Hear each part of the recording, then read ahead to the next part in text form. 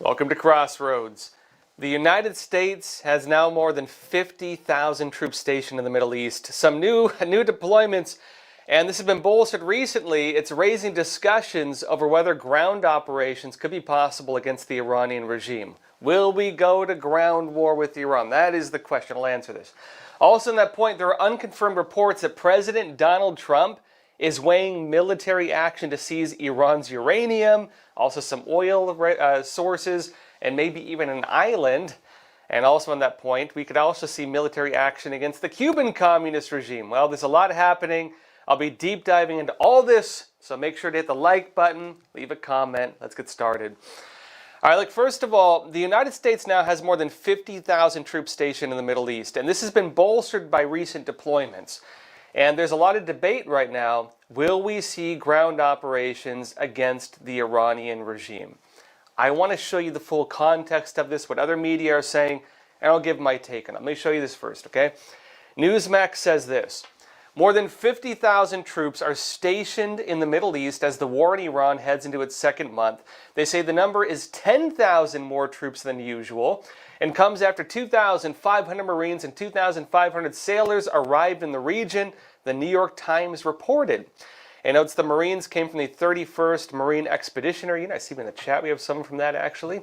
The Pentagon also deployed 2,000 soldiers from the Army's 82nd Airborne Division to the Middle East. It says officials said President Donald Trump is considering whether to launch a larger attack as he weighs options to reopen the Strait of Hormuz. And notes further in, a military official told the Times the Army paratroopers will be within striking distance of Iran and could be used to seize Karg Island. That's Iran's main oil export hub. They note that the paratroopers could also be deployed for other ground operations with the Marines, the official told the Times. Now, let me give my take on this, okay? Now, I just showed you they're saying 50,000 troops in the Middle East. It's a bit deceptive, okay? Let me explain this. It is true, the United States now has 50,000, or around that, 50,000 troops deployed in the Middle East. What is the full context of that? They're not saying 50,000 troops deployed in Iran. They're not saying 50,000 troops deployed up the coast of Iran. They're saying in the Middle East. That means Iraq, that means Saudi Arabia, that means all of our allied regions, that means the Middle East as the entirety. Now, about 40,000 of those were there already, right? So about 40,000 of those were literally already there. 10,000 of these are new deployments. Now, some numbers are counting troops, again, on the actual ships. You have about, I believe, 5,000, which is why this article clarifies 2,500 new paratroopers, 2,500 new Marines. So really, you have a bolstering of about 5,000 ground, what would be ground troops in addition to the current numbers. That's the actual numbers on this. Now, that's not a small number. If you remember when, during the kind of bolstering of support forces for Afghanistan, during the Obama administration, there was like the troop surge. That was around like 5,000 troops. A lot of that was about base security, and it was about training local assets, okay? Remember, a surge of about 5,000 troops just for the Afghan war during the Obama administration was framed as being for training operations and for base security. What's my current take on this? My current take on this is a lot of this is about base security. A lot of this is about working with local allies. Because what you have right now is a few things. Saudi Arabia is getting more involved in this war. Other allies might get involved. Trump is trying to get European and NATO allies to get more involved with this. They're now moving to do that. Germany's a little bit on board. You have a few other countries on board. The long story short of this, they're more dependent on oil going through the Strait of Hormuz than we are. We basically get no oil from that area. China gets about 40% of its oil through the Strait of Hormuz. The Iranian regime shutting down that strait is not sustainable. Now, the big question is a couple things, okay? Will we have ground operations with Iran, which is what a lot of Americans, I think, don't want to see? and also what will be done to reopen the Strait of Hormuz. These are two different but similar issues, okay? Now, what's really shutting down the Strait of Hormuz? Terror networks, Iranian ships doing, mining and so on, like laying mines. The U.S. military is already destroying a lot of those. They're using A-10 Warthogs and Apache helicopters mostly. You don't need ground troops to go after those. Like, in fact, it's actually more effective if we take them down from the skies because they're kind of sitting ducks and we don't really need to have ground forces. What would you need ground forces for? Well, if the United States rolls in, does the old, Bert and blows up their boats and so on, the old Vulcan cannon, what do you need, right? You need ground troops to hold territory. So Karg Island, if it is the case that America does ground operations to take that, this is what I think it would look like. This is how I see it going. Very likely, we'll see air operations to destroy the military assets. You'll then see some ground operations to take and hold the area. I do believe if things continue on the current trajectory, that's if we don't get into a peace deal with Iran, and even if we do, we might see this happen. The United States will probably move in and seize Karg Island. That's also a lot of the oil resources. That could even be part of a peace deal with Iran. That could actually be part of the peace deal. My current take on this, the additional roughly 5,000 troops, like ground troops, I'm not talking about sailors, not saying they're not important, but we're talking about ground operations here. They're going to be used for base security and for training and working with our allies. You might see special operations forces like surgical strikes if they need to take out a target, but ground operations would massively work against America's interest on the large scale. Why is that? It's because we don't want an insurgency. Right now, what Trump is really trying to do is trying to get the Iranian people to rise up, take back their country on their own. A large ground force would diminish that. It would actually take away from that because it would work, it's one thing to have it so like the government, the regime's people are being wiped out and the people on the ground are saying, hey, now's our chance. It's another thing to say, we're going to be like invade, occupy, and so on. You might have patriots or people who love their country stand up even if they don't agree with the regime. We learned our lesson. I think the Trump administration understands that. They're not going to do that. My personal take is what you're going to see, training operations, probably the arming of different groups within Iran to fight back and take back their country, fighting against the regime. Allied work, meaning America's going to be working with Germany, working with Israel, working with probably Saudi Arabia now because they're going to get involved, and also holding bases. I do think the United States will probably take Karg Island. There will be an occupation of that if that happens, which I believe will happen. And also the taking and holding of oil operations. Those will be targets for terrorist groups. Their ability to do anything on a large scale is not that great. The greatest threat I think America is going to face is from drones, which would be small scale, relatively speaking, but still a problem. That's how I see things working out. In the chat, Martin McKenzie says, hate to have to say it, but there's no way our objectives can be accomplished without boots on the ground. It's a military reality. I agree with you.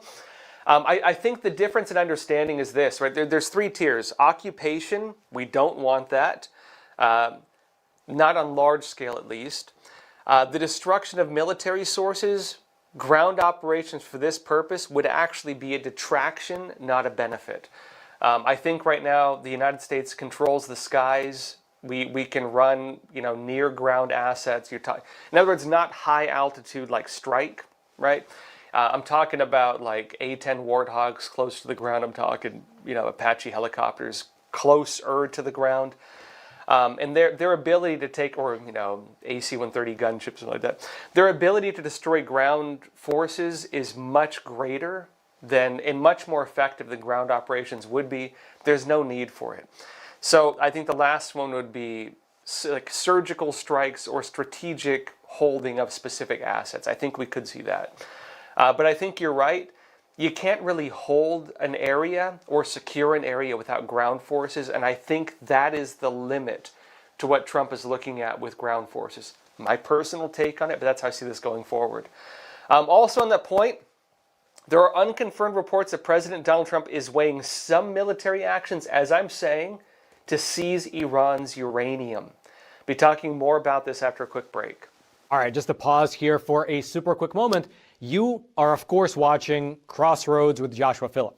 I'm just here to share a message about American Hartford Gold, my own personal gold and silver bullion dealer. Now, obviously, the recent tariffs have made the markets super turbulent and volatile. With every new piece of tariff news, the markets seem to either crash up or crash down. And of course, it's worth mentioning that these conditions don't only affect Wall Street. They affect all of us through our investments and our retirement accounts. That's why I'd like to introduce you to a company that I trust and I myself use to secure my own savings, American Hartford Gold. They specialize in helping Americans move our assets into something tangible, into something you can actually hold, which is physical gold and physical silver, two precious metals that act as a hedge against all those decisions being made in Washington, D.C. They have an A+ rating with the Better Business Bureau. They have thousands of 5-star reviews, and they make the whole buying process super simple. Your metals can be shipped directly to your door, or you can transfer your current retirement account to a tax-advantaged gold IRA. And the best part is that right now, American Hartford Gold is offering an exclusive offer. When you call them today and you mention the name Joshua, you could receive up to $15,000 in free silver with your initial investment. Take advantage of their special offer. You can either just call them at 877-260-2764 or text Joshua to 65532. All their information will also be down in the description box below. And now, back to Crossroads. Welcome back. There are unconfirmed reports that President Donald Trump is weighing military action to seize Iran's uranium. It says Newsmax says this. President Donald Trump is weighing a potential military operation to seize nearly 1,000 pounds of uranium from Iran, a high-risk mission that could place U.S. troops in the country for an extended period, the Wall Street Journal reported Sunday. It says U.S. officials told the Journal that Trump has not made a final decision, but remains open to the idea as part of his broader goal of preventing Iran from obtaining a nuclear weapon. It notes the proposed operation will be complex and dangerous, potentially requiring American forces to operate on the ground in Iran for days or longer. Briefly on this, pay attention to the language, okay? So previous paragraph, they're saying extended operation, making it, when I hear extended operation, I'm thinking Iraq, I'm thinking Afghanistan, I'm thinking like, geez, like we're going to be there for 10 years again. Then they say after that, days, D-A-Y-S, days or longer. Maybe a week, maybe 2 weeks, that's probably an exaggeration. Maybe a few days, 2, 3, 4, 5 days, that's what they're saying. Now, the problem I know a lot of people will say is, well, you know what? A lot of things start off as a few days, and they turn to a few weeks, and they turn to a few months, and they turn to a few years. I think they want to avoid that, okay? Anything that's going to involve, uranium is not going to be a large-scale, like, force operation. That's going to be special operations forces, more likely. You will probably have security forces involved with that. That's going to be your broader, like, troop force. This is not going to be some like massive invasion force if you're just taking uranium. The problem they have also though is, frankly, if it's out there in the public, as a journalist I'm covering this, yes, but I'm covering it because it's already been kind of everywhere. If Iran knows to get ready for a ground operation, well, it's kind of too late because guess what? It's already out in the open. They know it now. The element of surprise is lost, meaning they're going to prepare for it. So there probably will be more of a fight for that. The question is, what is the will to fight among these people? Probably not very good, okay? Further in it says this, though. Officials said Trump is considering the risk to U.S. personnel before moving forward. It notes at the same time the president is pushing for a diplomatic solution, urging advisors to press Iran to hand over the uranium as a condition for ending the conflict. Now, this is kind of the broader picture here. The war with Iran, and look, it's a war. Okay? Let's call it what it is. Yeah, it's not like we're losing a lot of guys on our side type war, but it's a war. Like if you destroy another country's entire navy, their entire air force, their entire air defense system, you kill off the entire regime just about, where they have to replace them twice because you killed them, then killed the replacements. and they have replacements of the replacements in, and you're not killing them, and you killed most of their military, you call that a war. We're not calling this a war because war declarations in America require Congress, okay? And Trump doesn't want to go through Congress for this. That's why we're not calling it a war. Let's be clear on that. But yeah, conventionally, you would kind of call this a war. The bigger, broader context of this, though, there's American interest, and yes, there's Israeli interest. Israel does not want Iran to be able to continue to sponsor terrorism. They view Iran as kind of the main boss. Iran is the final boss, okay? They're the ones behind a lot of the attacks. They're the ones reimbursing the families of terrorists. They're the ones supplying the money and the guns and running a lot of the operations. They're the ones behind the scenes organizing attacks on embassies and bases and so on. Iran is the final boss when it comes to terrorism. Israel knows it. America knows it. Iran knows it. Iran knows that we know that they know it. They know that we know that they know it, that we know it. And of course, now it's now going away, right? That's the broader picture here. Now, what is America's interest? Well, America's interest is, hey, Iran, open up the Strait of Hormuz, stop building nuclear weapons. Basically, that's it. We tried making deals with them before. It didn't work. Obama tried it. Biden tried it. Trump tried to do away with it. And we saw over and over again, they don't follow agreements. They don't abide by their own rules.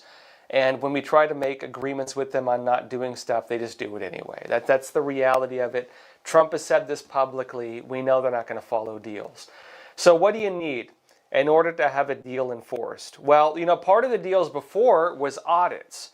Okay, Iran, you've promised to not build nuclear weapons. You promised to let us inspect the plants. And then after you promised it, you didn't allow us to do the inspections. How about this time around, we take steps to make sure we can check it ourselves? Like, hey, no more uranium for you. Yeah, you can have a nuclear power facility, but we're going to take the uranium afterwards. That's probably what's going to be agreed upon. Now, for the United States, that's not a bad thing because you kind of need that uranium. A lot of people know with Uranium-1, anybody remember that scandal? Where Uranium-1, which is based in Canada, by the way, was sold off to Russia after a certain individual got some really nice speaking deals, by the way. Anybody remember the Uranium-1 scandal? America actually does need uranium because a lot of these facilities, you need them for nuclear power and you need them also for nuclear weapons. Trump wants to build new nuclear weapons. We need uranium. We don't want Iran building nuclear weapons. They need it for that. We're taking it away. That's kind of the bigger context here. I do think Trump will probably take that. That's also in Israel's interest. That's also what they want. I think Trump is also interested in taking people's oil. Let's be honest with ourselves. What is a war in the Middle East without taking some of that black gold on the way out? Yes, we do it. Let's be honest with ourselves. Trump wants it again. And that's probably going to happen too, okay? Jeremy Baker in the chat, you're saying, in order to stop Iran from making nukes, you have to control the entire mountain country. Not going to happen, just like in Afghanistan. That's also an important geographical reality. Has anybody ever seen like layered maps of Iran? The country is like a gigantic, mountainous fortress. Holding territory in Iran is kind of easy. Invading is not, unless you control the skies. It's an extremely mountainous country, very mountainous country. Now that being said, it has been invaded successfully by many militaries throughout history. It's not impossible to do. But the ability to fortify, the ability to hide stuff there is actually very good. The problem with being able to do that is you need to hide it. Why is Israel a good ally on this? And they are in this regard. It's because of their spy forces.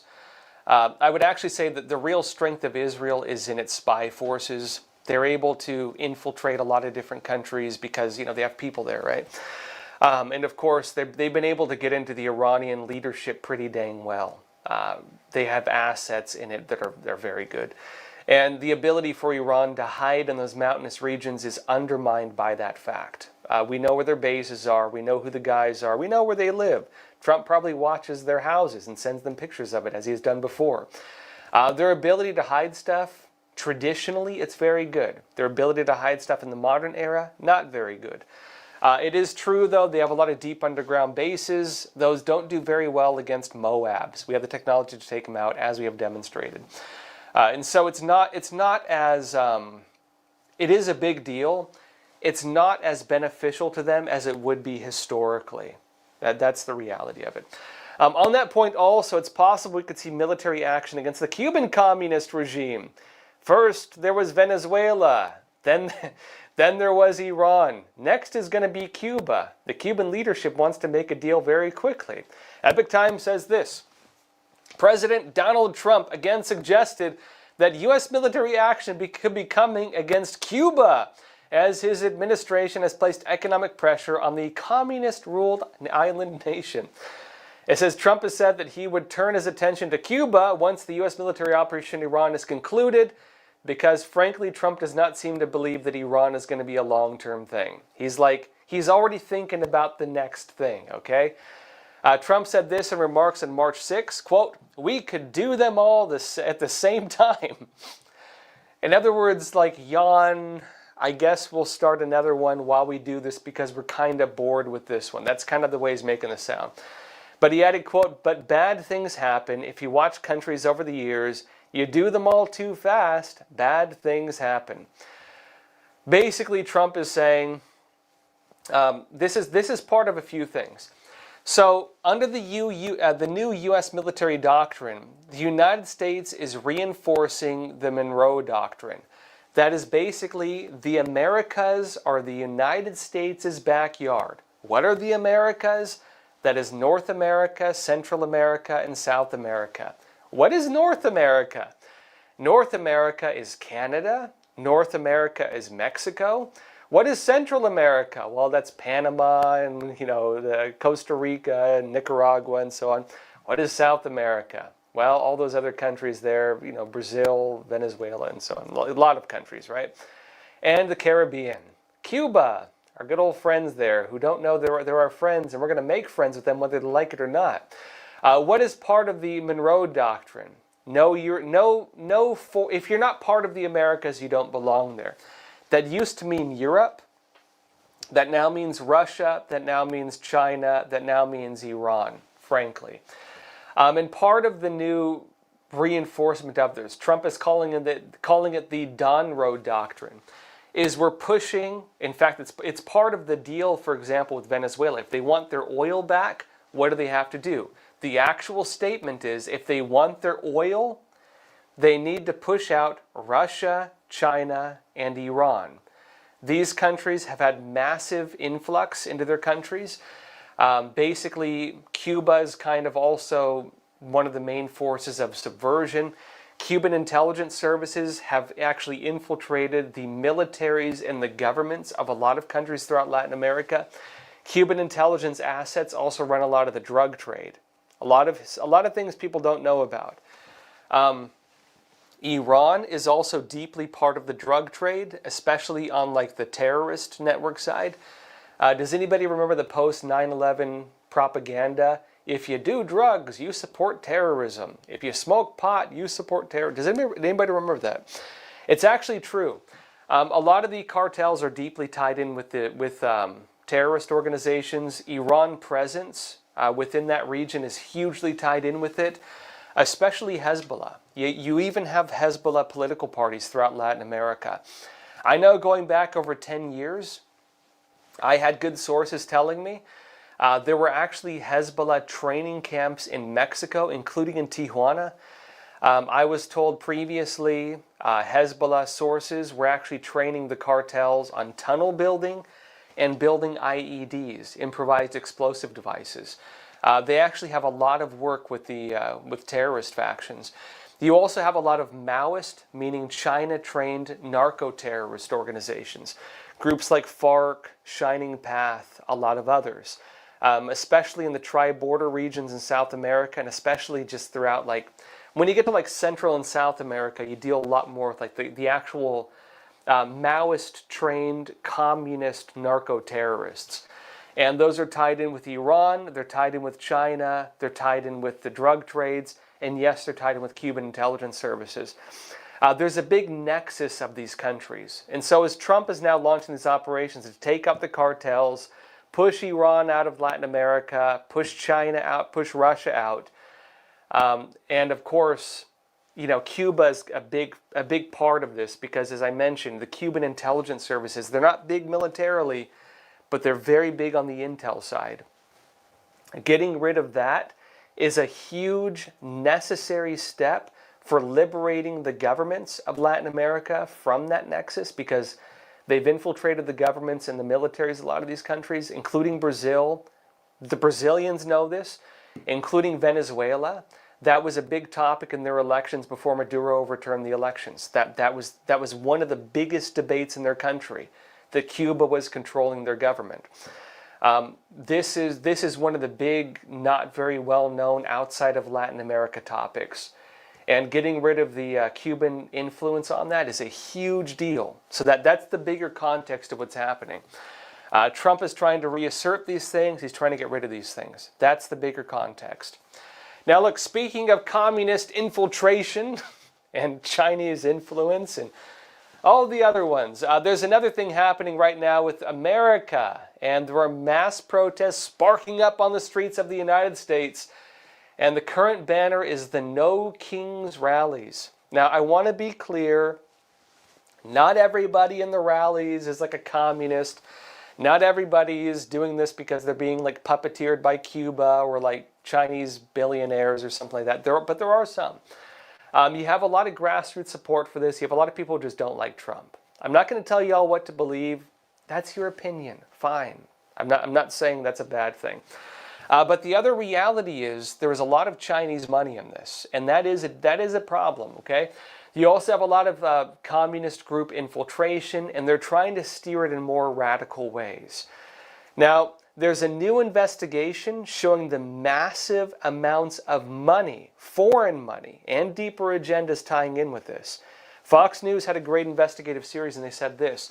They say a network of about 500 groups with an estimated $3 billion in combined annual revenues is behind the coordinated nationwide No Kings protest on Saturday, including communist groups who are using the day to call for a revolution, according to a Fox News digital investigation. Now, let me break this down a little bit, okay? Now, I think Fox has been doing some fantastic investigations into the Chinese money. They've really been doing a good job on this.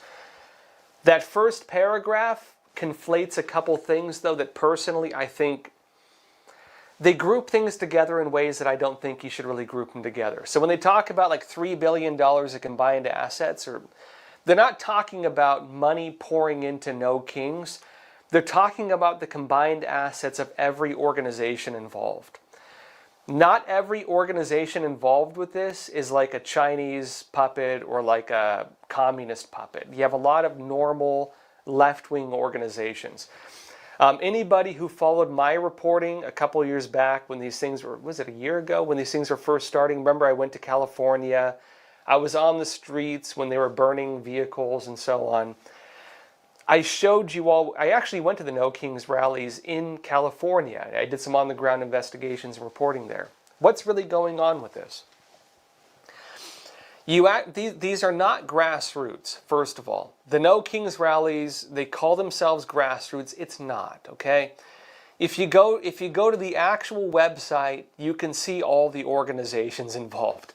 Is it grassroots if you have basically an entire political party and 500 organizations putting it together? No. No, that's not grassroots. Like, you guys got to use the label right. That's not grassroots. If you have a literal entire political party and like $3 billion in assets and foreign money and domestic money and government funding, because a lot of these organizations do get U.S. government funding also. That's not grassroots, okay? That's not grassroots. It's a massively organized political protest. That's the reality of it. You're using the labels wrong, guys. There are plenty of normal organizations. They're not secret. These are on their website. You can look at it yourself. Now, when Fox News is saying 500 organizations, $3 billion in funding, they're talking about that entire thing.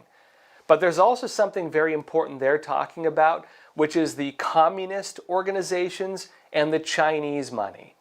Those are big deals. Those are a little bit separate, but they're part of it. And in my opinion, this is where the problems come from. Look, political debate in America, protests in America, arguments, the good old marketplace of ideas, the freedom to protest and gather. This is good old democracy at work. I got no problem with that. But Chinese money, communist infiltration, radical groups calling for a communist revolution, I have a problem with that. And this is where the real problem comes in. Now, back to Fox News, they say this. They say, according to a copy of the permit for the flagship march in St. Paul, Minnesota, Indivisible, a national, well-heeled, democratic political advocacy organization funded by billionaire George Soros, who's Hungarian, by the way, but can't go back to Hungary because he's wanted there, is the lead coordinator for the protest. Problematic, I'd say. It adds, but Fox News Digital has also identified key participation by a network of radical socialist and communist organizations funded by Neville Roy Singham, an American tech tycoon and avowed communist living in China. That is where the real problem comes from, the big problem. Now it adds this. Over nearly a decade, Singham has financed a constellation of activist institutions that promote revolutionary socialist politics and frequently collaborate in protest campaigns, including the People's Forum in New York, the Party for Socialism and Liberation, the Answer Coalition, and Code Pink, whose co-founder Jody Evans is married to Singham. It notes these groups work closely with the Freedom Road Socialist Organization. Briefly on all of this, Freedom Road Socialist was one of the puppeteers of a lot of the mass migration movement into the United States. Code Pink, these other communist organizations. Okay, look, it's a bit annoying, but I'm also gonna take a victory lap, but also slightly annoyed in saying this. We've been reporting this for years, okay? Epoch Times has been reporting this literally for years. In fact, Trevor Loudon, who used to do some fantastic reporting with us, still does great books on this, used to do a show with us. He had entire videos talking about this. The Epoch Times has been exposing everything coming to the surface now literally for years. Now, great. Finally, people are recognizing it. It'd be nice if they noted that we broke the story first, just saying. But I'm glad it's finally getting exposed. We've been reporting about Freedom Road Socialist, Chinese money. And something they're not telling you yet, but they're probably going to tell you eventually. Do you know that the voting maps for a lot of these left-wing organizations, including the Get Out the Vote drives, were also based on data coming from a Chinese university?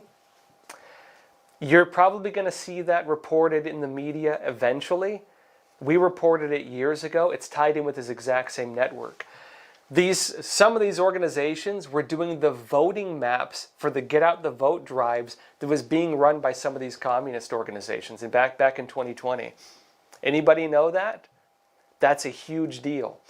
A lot of the flipping of states in terms of like voter registration for the Democrats, say what it is, was actually done by some of these organizations also, based on voting maps coming out of Chinese universities. But this is a big deal because these groups also get Chinese money. It says this as well. they were all sending members to the protests, right? These socialist and communist organizations. And I think this is an important way to differentiate what's coming about here, right? There are normal people who don't like Trump. That doesn't make you a communist, okay? Not liking Trump does not make you a bad guy. Look, we can disagree with each other. We can have different political views. I have mine. I got no problem with you having yours. You're not a communist if you just don't like Trump. But it is a problem when you have these groups infiltrating these because they're trying to steer it down very radical avenues. These are the groups that infiltrate these things and turn them violent. These are the groups that infiltrate these things and then smash like bricks and throw them at police.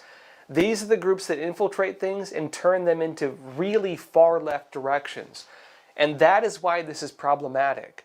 They're actually calling for communist revolution with this. And that's where it gets problematic.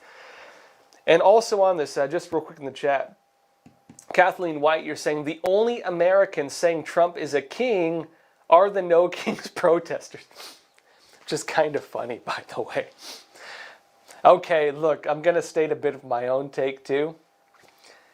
If you have an election and your nominee is not accepted and you appoint somebody to that position despite votes going against them, that's not democracy. If you don't go by the will of the people, that's not democracy. If, there have been issues like this, okay? Fine, we can talk about democracy. Both sides have their problems. Let's just put it that way, okay? I'm just going to leave it at that. Also, though, on the China-based billionaire bankrolling a lot of this, well, that is, again, Neville Roy Singham. And Fox News has done a really good investigation on this. It could point to what his interests are. They've done a really good 5-part series. Frankly, they did a great job on this. I'm the kind of, like, as an investigative journalist, when I read stuff like this, I'm like, dang it, I should have done that. But they did a really good job investigating this. I can give them some kudos on this. And I believe this is part 5 of their series. They said this.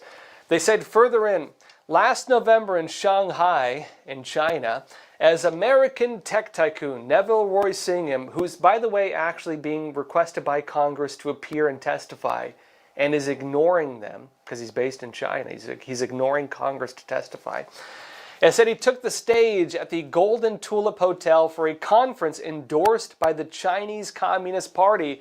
And it says he offered the clearest window yet into the ideology and strategy behind the global network he has funded over nearly a decade.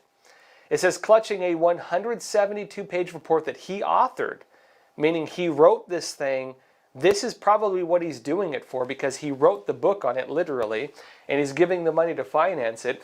It says Singham put forward a worldview that reframes history, challenges Western power, and calls for a new world order, quote unquote, promoted by Chinese President Xi Jinping. He's not a president because he's not voted in. He's a Communist Party dictator.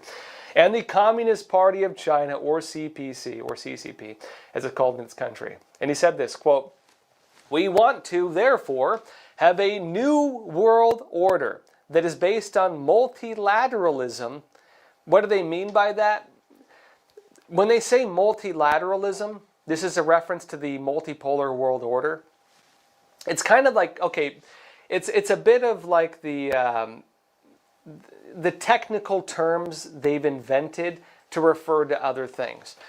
They refer to the current world order of American values and freedom and human rights, what we call liberal democracy, or classical liberalism to an extent, based on the American idea, protections on religion, protections on free speech, and the U.S. enforcement of these things using tariffs and sanctions. They call that the unipolar world order. What they want is the multipolar world order, where America is forced into a corner. We have no more voice on the world stage than Uganda or Cuba or Canada or like Zimbabwe, right? We're just one country at the table of global politics, and we have no influence beyond any other country. But in addition to that, they want the CCP and the China model to be the global model for it, which ironically places the CCP as the new unipolar world order. But they don't call it that, they call it the multipolar world order, despite the fact that they want China to run it. In other words, it's conflating things, it's misusing language, and it's saying things in ways that are just not accurate. But when he says multilateralism, that's what that's a reference to, the multipolar world order. He says that President Xi and CPC, the Chinese Communist Party, and China have proposed. Why do they propose it? Because they want to rule the world, literally. This is what he's saying here. And he says we have to undo the ideological damage that has been done by the narrative of World War II. What does he mean by that? He's referring to the post-World War II world order, which is America as the world leader, or the leader of the free world. Post-World War II, the global battle has been America versus communism. And what were, in their eyes, liberal democracy, which means systems of law, standards of human rights, and kind of this idea that everybody has freedom. You have the freedom to do weird things. You have the freedom to believe whatever you want, including religion, including weird things also, okay? Your right to believe in weird things gives me the right to believe in weird things. Frankly, we're allowed to disagree with each other. We're allowed to have different values. We're allowed to offend each other. We're allowed to criticize government. We're allowed to criticize policy. That is liberal democracy. That's the reference of it. The opposite of that is absolute tyranny. Basically, systems of government that you can't question. Everything they do is right. Big Brother is always right, and if you believe in Big Brother, well, you're right. And if you go against Big Brother, you're wrong, and they might kill you. That is the communist worldview. And the way they frame the post-World War II system is liberal democracy versus communism. That is the post-World War II narrative that he's referring to. Now it says the packed room of about 200 ideologues assembled for the Global South Academic Front. What is that reference to? This is a reference to the global Maoist narrative of communist revolution. And this is getting into some weird things that people are probably not familiar with. So Maoism was about using minorities to overthrow the majority. But in order to overthrow the majority, you need to unify a minority so that the unification becomes a greater force than the majority. So, in other words, for example, in China, taking all the different split factions, right? You take the peasants, you take the students, you take the people who are renters, you take all the many ethnic groups of China, and you unify them into a whole. So you might have 5 people here and 5 people there and 5 people there. And individually it's 5, 5, 5, 5, 5, but you need to go against the 30, right? Now, if you unify all these people, you're going to have 70, and they have a greater force than the 30, but 5, 5, 5, 5, 5, 5 against 30 is not going to win, right? So they need to unify those camps. That's the Maoist model for revolution. It's the same thing they're doing in the United States, where they're trying to create communist movements using identity politics. I'm not saying, if you just believe in, the rights of your race or whatever, that you're a communist. In no way am I saying that. But there are communist groups trying to create radical movements based around identity. In the United States, this is done through the Frankfurt School and critical theory. Critical theory was used as the kind of altered communist narrative of the bourgeoisie against the proletariat, where they interpreted kind of the haves and the have-nots, right? So they created this idea of struggle not being about class struggle, but being about identity struggle. So you have identity politics, right? And what they did was they created critical race theory, critical gender theory, and critical theory applied to everything else. Everywhere you have a dialectic, 2 different groups where you have the have and the have-not, they created some kind of conflict. So it's young against old, men against women, black against white, poor against rich, which is kind of the older Maoist or communist model. That's how they did it. And the way the communists try to weaponize this is through the Maoist strategy of unifying those camps to create a greater majority. That's the actual communist model for revolution. And when they're talking about the global South, they're talking about doing that on a national scale or an international scale. So they're talking about unifying Latin America, unifying Africa, unifying parts of Asia in order to create a global majority led by the Chinese Communist Party to overthrow the global North, mainly the United States and Western Europe. That's what that's a reference to, right? So when they have the Global South Academic Forum, they're weaponizing the influencers of these countries to create narratives to push for this agenda. And they're educating people on this. Anybody who knows like what's taught in like Mexican schools, like in Mexico, a lot of it is that narrative. It's identity politics. America stole your land. You have the right. There are no borders. And it's those narratives, right? It's part of the Global South narrative that's taught to the communist factions in these countries. Back to this, though, they say, and it was no wonder that the crowd applauded enthusiastically. They say, in the audience in Shanghai, Mao's vision, because remember I talked about Maoism, his vision of an international revolutionary front appeared in real time. A cross-border network of academics, activists, and organizers listening intently, many of whom, Singham, that Shanghai-based billionaire, has helped fund over the past decade, a Fox News digital investigation reveals. So they actually go into this kind of global unified front representing the global South and organizations he's financing. And it talks about how they're actually pushing for an actual Maoist-style revolution. What is the Maoist revolution? As I mentioned, it's a system to unify different identity. It's to divide people into identity camps and then unify the identity camps to become the broader force of a communist revolution using Maoism. And they want the China model for this to lead kind of this new world order, as Singham himself is even directly stating.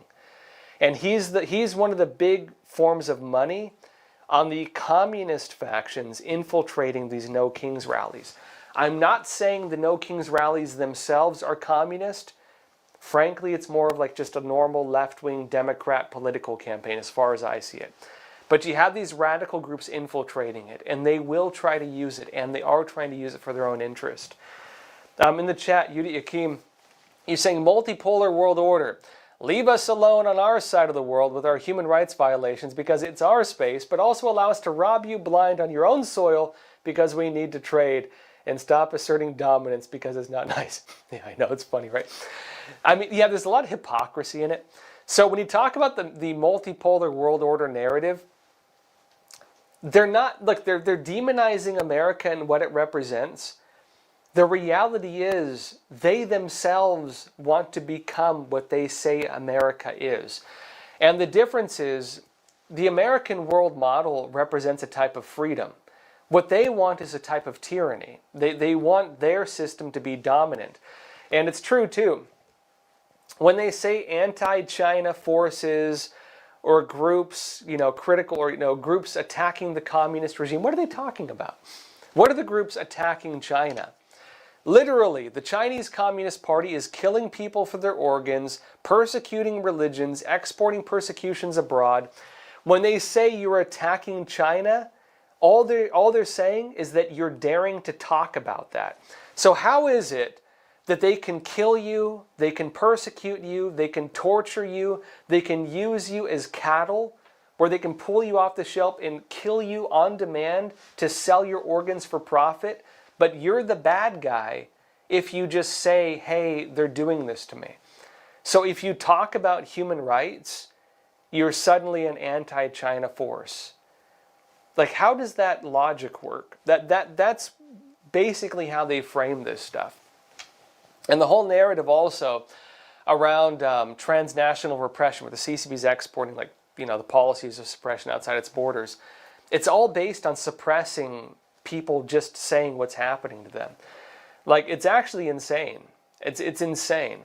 And then you have papers like the New York Times doing hit pieces against the groups the CCP is suppressing, using the same propaganda and talking points as the Chinese Communist Party.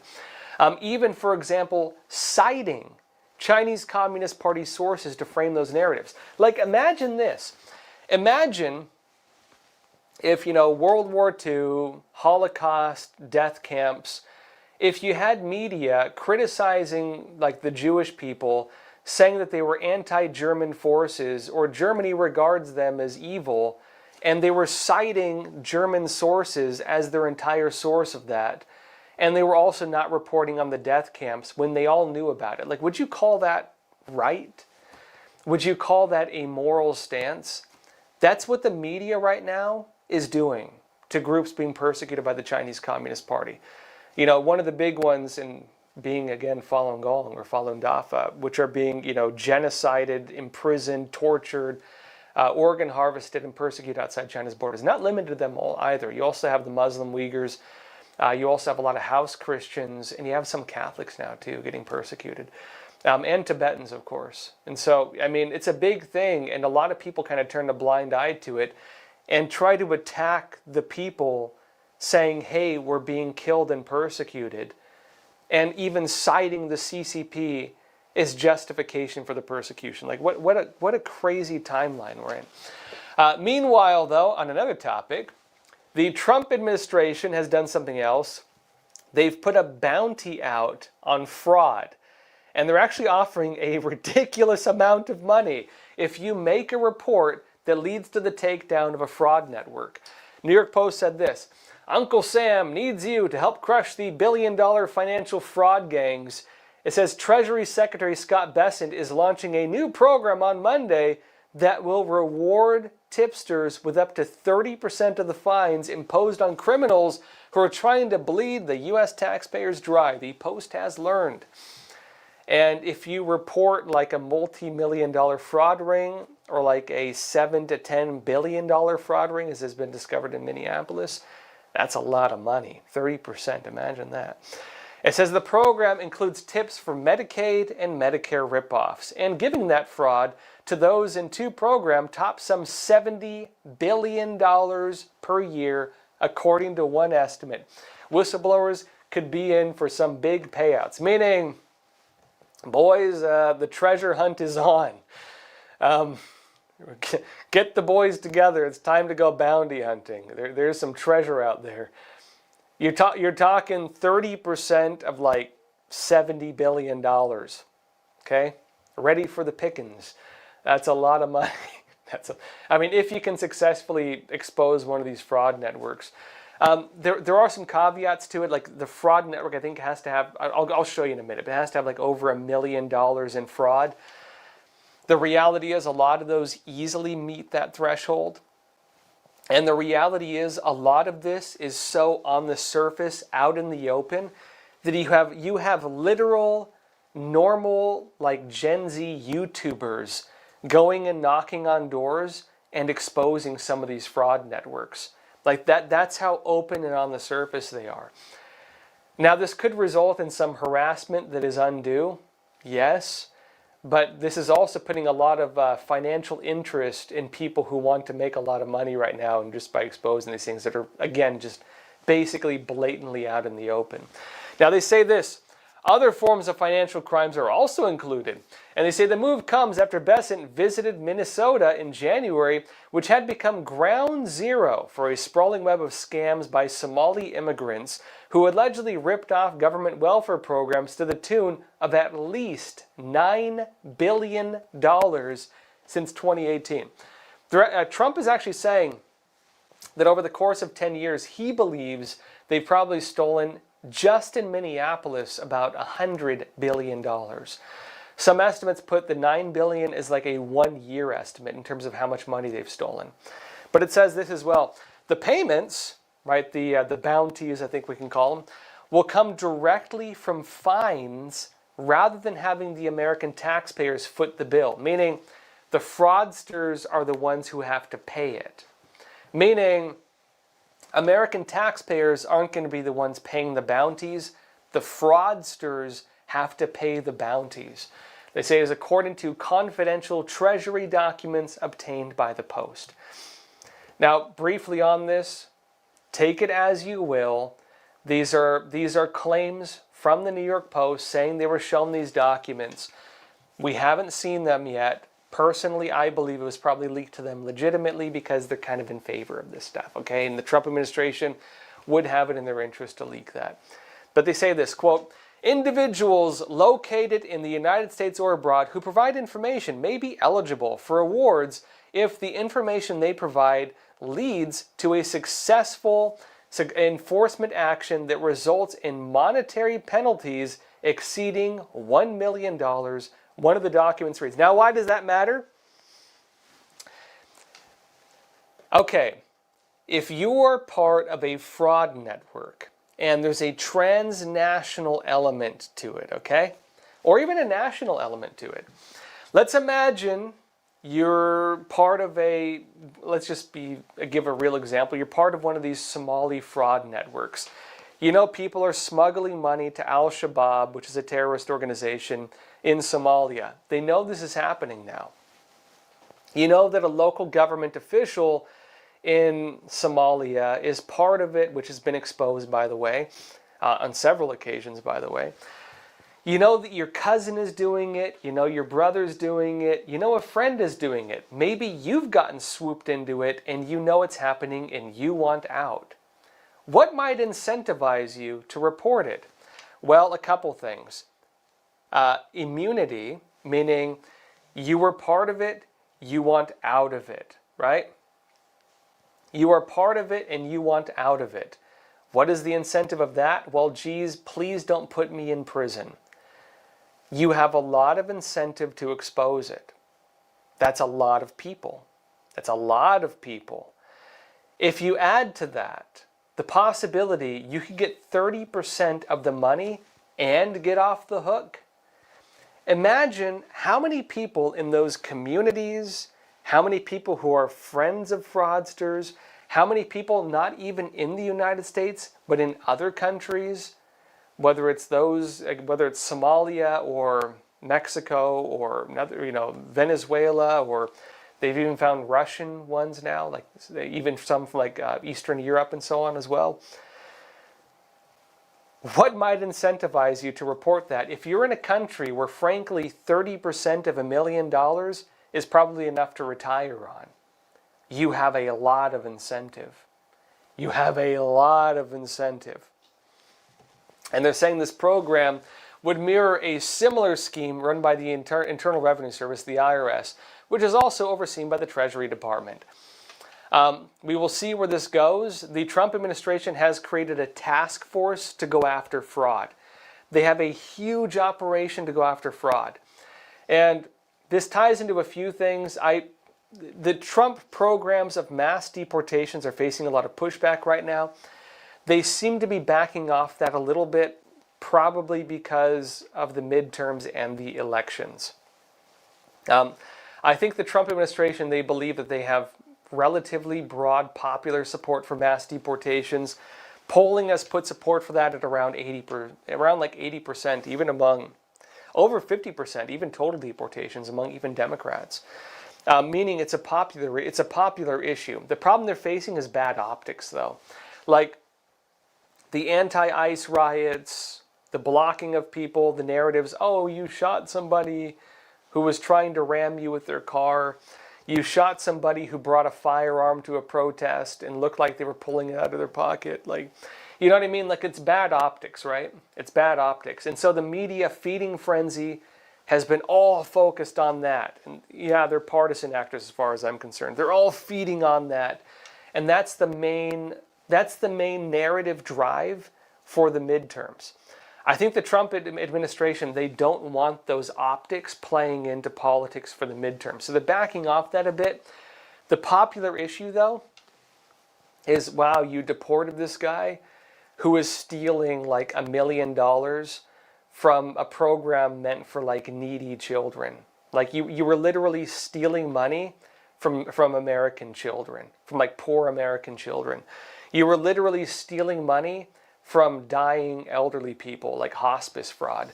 You're literally stealing money from the healthcare system that a lot of us can't even afford. That kind of narrative is a whole different picture of it. And so I think the Trump admin, they really want to kind of shift the deportation narrative to the fraud networks.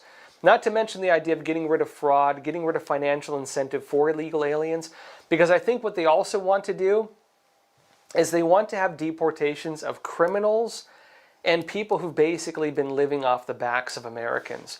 And I think they believe that by taking away the financial incentive, they'll be able to force a lot of people to self-deport because they won't have the ability to stay here if they're living off of like government services and so on. So I think that's the way the Trump admin is trying to pivot a lot of this. That's kind of the way I see what's happening right now. In the chat, Brian Berger, you're saying, no, Doge wasn't able to take care of all the fraud since they learned it was a lot bigger than they had thought. That too, okay? I agree with you. You're talking about the Department of Government Efficiency, which was under Elon Musk. They were investigating fraud, and it was a big deal. Now, Doge had uncovered massive fraud. Like what under normal circumstances would be considered massive, massive fraud. The Doge investigations were stopped by lawsuits and by huge media attacks.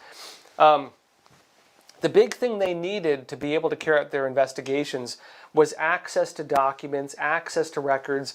They needed to access Social Security records. They needed to access personal data. And then they needed to compare that across departments. For example, comparing Social Security numbers, were there duplicates, which Musk was saying there's massive amounts of that. Were there foreign registered Social Security numbers? They're saying massive numbers of those.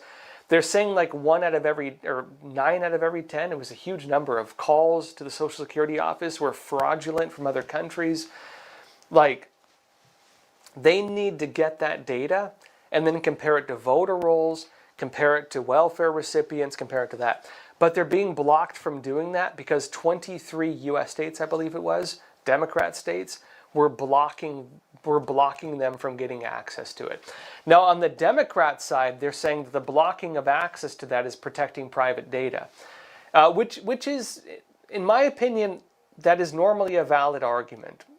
I think fraud of this scale, in my personal opinion, is great enough to justify that. And I say this as somebody who's usually really big on, privacy and, protecting the Fourth Amendment. But I think that fraud, foreign fraud, Social Security fraud, mass welfare fraud is a big enough deal where they probably should be able to access it. And what they want to do is compare records. Democrats are saying, again, Fourth Amendment violation, you can't do that. And I agree with them to an extent, but I think the problem is big enough to justify it. On the other side, they're now saying also, the Trump admin is saying that the amount of fraud, right? So Elon Musk is saying the amount of fraud could be like in the trillions. Like, it could be the case that like a third of our taxes is just going to pay for fraud. Like, we're just financing fraud, like to a huge degree. And if we can fix that, that means that for Americans receiving health care, Americans on Medicare and so on, the programs for American children, food programs like Social Security, welfare, like it actually will create a much greater pool for American citizens, which are the people this is meant for. We're not supposed to be like the global sugar daddy. We're not supposed to be like the global welfare state where we just support like every needy person on the face of the planet. Out of the goodness of Americans' hearts, we do that to an extent. But you know what? Like, what about Americans? I think, what about us when we obviously don't have good enough programs for our own people? I think this is a very serious thing. I really think this is a very serious thing. And so I think that's the way it's going. And I think the Trump administration also sees this as being a valid and very good campaign that'll probably get them a lot of votes, which is why I think they're really pivoting this, right? I think they're really pivoting this right now for that reason, especially ahead of the midterms. So a lot going on right now. Really a lot going on. Also big news, folks. Something big going on. The Epoch Times, we have a brand new documentary premiering tonight. Don't miss it. It's going to be a big one. 6 p.m. Eastern Time. Today. Don't miss it. This new documentary is about the healthcare system and the huge maze that we as Americans have to navigate. You want healthcare? Well, get ready to jump through some hoops, right? Things like high cost, rush care, over treatment, which happened to my sister, by the way. Like she had like horrible stuff with a bad dentist, actually. Pulled teeth and had to be pulled. Over treatment and medical errors. These are just a few of the problems pushing our healthcare system just to like the absolute brink of crisis. This new documentary is called Healthcare Decoded. It's presented by healthcare senior editor Matthew Little. I've worked with him for a long time. Great journalist. Click on the link below to watch that. Again, 6 p.m. Eastern time tonight. Don't miss our new documentary. It's going to be really good. Again, Matt is a real solid reporter. I've worked with him for a long time. This is going to be a good documentary. Don't miss it. 6 p.m. Eastern time tonight. Click the link below. That said, everybody, thank you as always. Also, a reminder, I have a new show, The Josh Philipp Show. It's on YouTube and on Epoch TV. Now, if you haven't watched it, please check it out. And again, don't miss the documentary tonight. And I'll see you again on Thursday. And as always, please take care of yourselves, stay informed, and stay free. Thank you.